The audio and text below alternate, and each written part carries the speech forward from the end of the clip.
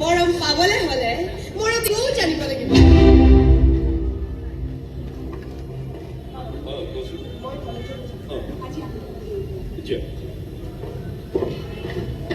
আজিতো কলেজৰ ক্লাছ নহয়, মই ৰাতিপুৱাৰে খবৰ লৈছো তেনে কলেজ যাওঁ কিয়? বাৰু তই মই তোক নিদিওঁ।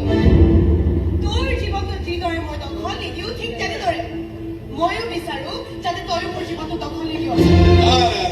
দখল মই দিবই লাগিব, দখল মই দিবই লাগিব, কাৰণ তই এই দুনিয়াখনৰ ভাল বেয়া একো বুজি নাপাওঁ। তই ভাল বুলি ভবা স্কুলৰ সেই ল'ৰাটোৰ কথা মনত নাহে? মই তাক ভাল পাইছিলো আৰু সি মোক প্ৰতাৰণা কৰিলে, কিন্তু এই ঘটনাৰ বহু বছৰ পাৰ হৈ গল।